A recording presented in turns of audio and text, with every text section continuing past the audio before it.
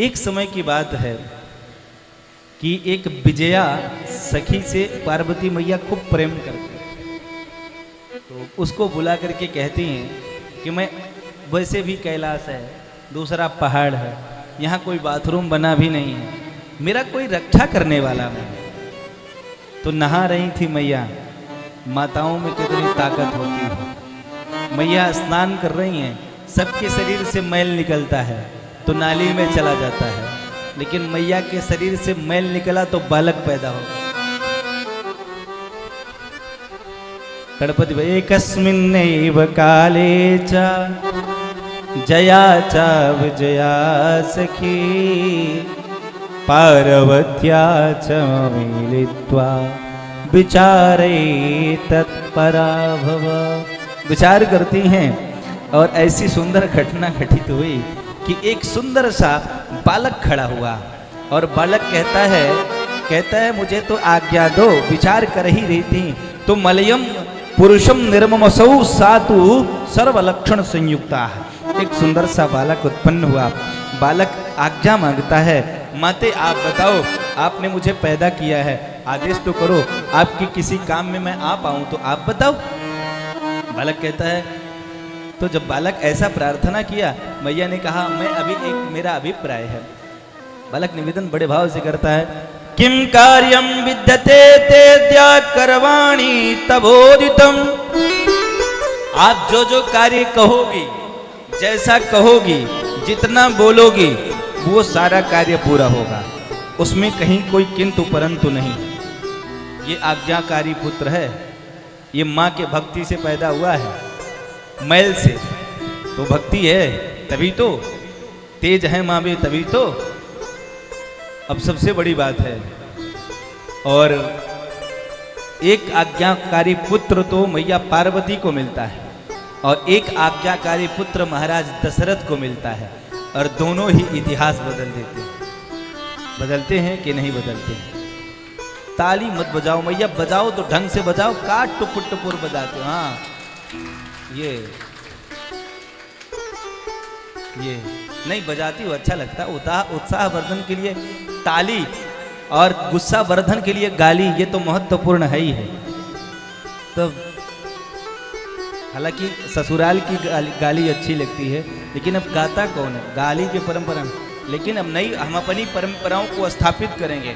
मेरे सनातन में जो परंपराएं हैं, हम सब परंपराओं को लेके, और हम प्रकृति के हिसाब से भी जिएंगे, हम समय के हिसाब से भी चलेंगे। आजकल का जो ट्रेंड चल रहा है उसमें भी हम चलेंगे, नहीं तो पीछे रह जाएंगे। लेकिन हम अपने सनातन को बिगाड़ेंगे नहीं ट्रेंड के चक्कर में।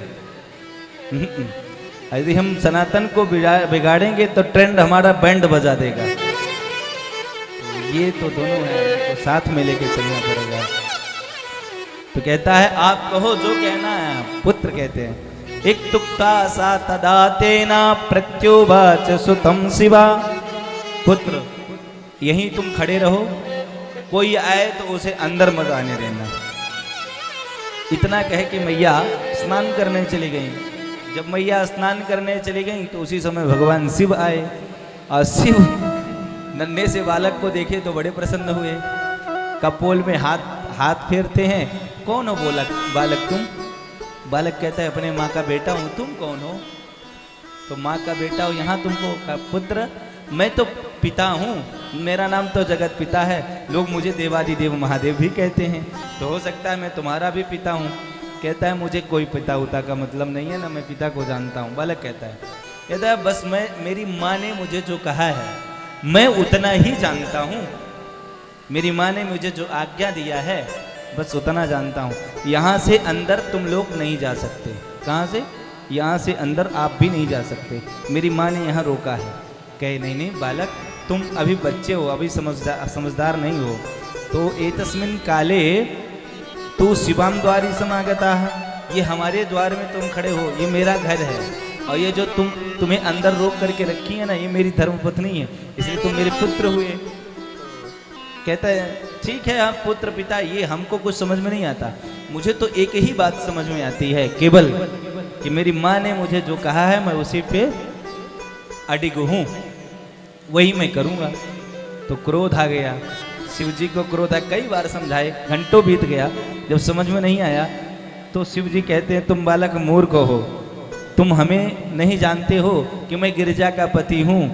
मूर्खो सि तुम न जानासी शिवो हम गिरिजापति, मैं गिरिजा का पति शिव हूं। तो स्वागृहम या मेरे बालम निरेसति कथम हिमाम, मेरे घर से मुझे ही जाने के लिए रोक रहे हो, अभी मारूंगा तो सही हो जाओ। कहा नहीं तो महाराज मैं युद्ध भी करूंगा, हमको हल्के में मत लेना, मैं तो युद्ध भी करूंगा आपसे। गणपति जी कहते हैं मैं तो युद्ध भी करूंगा आपसे। आए तो नंदी भृंगी ने समझाया तुम कुता आया था किम्बा तुम चाक चिकिर से, तो तुम कहां से आए हो, इतना अडिग बन रहे हो, पूरा दक्ष की तरह खड़े हो, हटो यहां से। उन्होंने कहा हटा के देख लो, यदि हट जाऊं तो। गणेश जी खड़े हैं, मोटे हैं भी बढ़िया से, गणपति बप्पा हैं, कोई यूयम में काल आगाता भवता सुंदरम इमे, तुम कहां से आए हो, मेरी माँ ने मुझे रोक रखा, हम तो युद्ध करेंगे। बिल्कुल करो। तो सारे शिवगण आ गए, शिवगणों को मार मार के भगाया। वीरभद्र कुछ तनिक मात्र ठहरे, वीरभद्र को भी भगा दिया।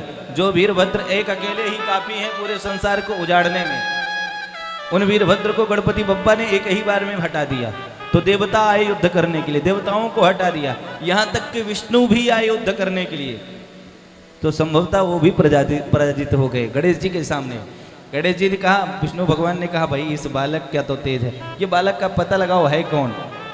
तो शंकर जी से कहे कार्तिकेय भी युद्ध करने आए। तो कार्तिकेय कुछ क्षणिक तक ठहरे, युद्ध करते रहे, दोनों भाई आपस में लड़ गए, इधर युद्ध होता रह गया।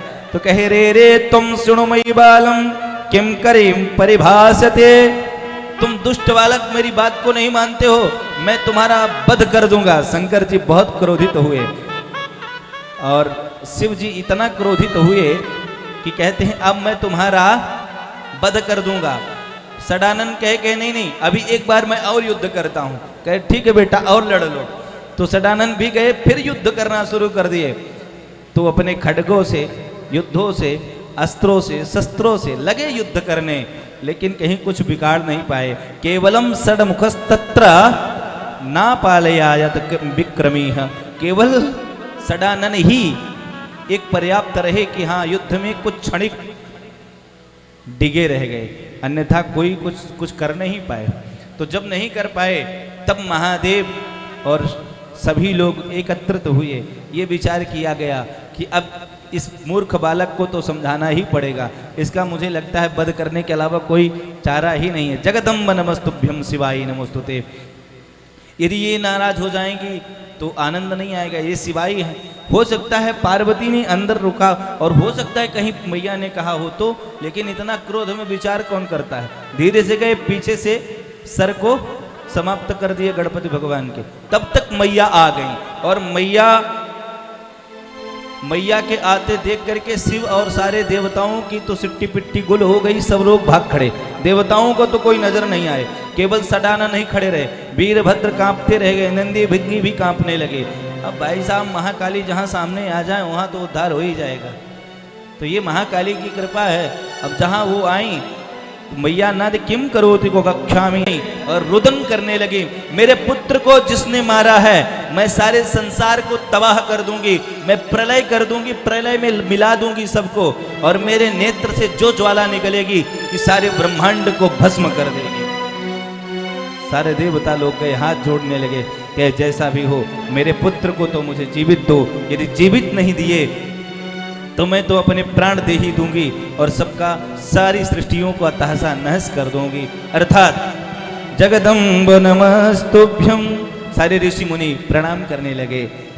शिवाय च नमोस्तुते, चंडी रूप में सीधा आ गई मैया और युद्ध करने लगी, सबको मारना शुरू कर दी।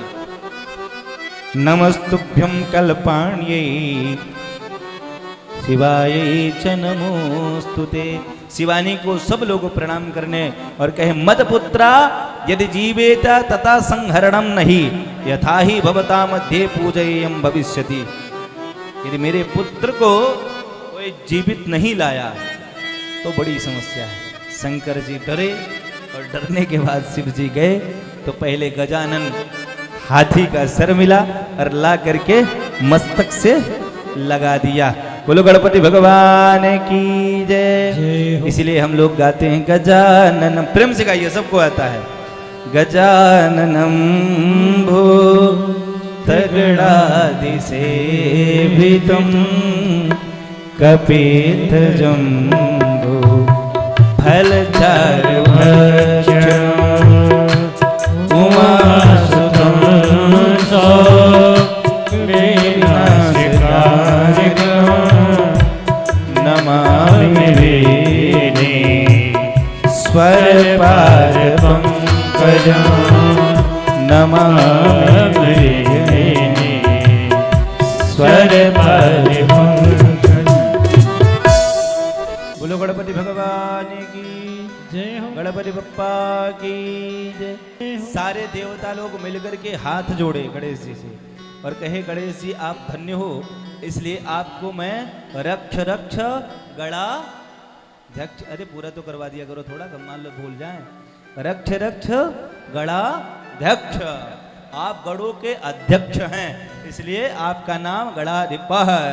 हे प्रभु, आपको जो अथर्व शीर्ष से यजन करेगा, आपको जो दुर्वा चढ़ाएगा, अरे हाथी को क्या पसंद है, दुर्वा ना घरे हरे घास, तो आपको जो चढ़ाएगा वो उसकी सारे मनोकामना पूर्ण हो जाएगी।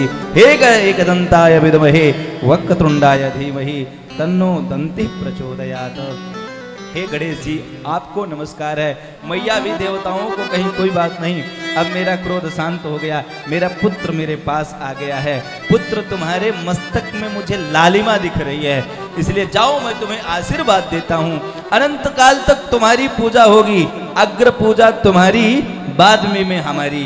इसलिए लोग कहते हैं ओम मां गणानांतवा गणपति गुं हवामहे प्रियाणांतवा प्रियपति गुं हवामहे। बढ़िया मंत्र बोल लेते हैं आप लोग, चलिए बोलिए। निधीनांतवा निधिपति गुं हवामहे बसो मम आहम जानि गर्वधम्मा त्वमजासि गर्वधम्मा। फिर माँ अंबिका का ध्यान होता है। अम्बे अंबिकिं बालिके न मानयति कश्चन ससत्य शोकः सुभद्रिकां काम्पीलवासिनीं मां।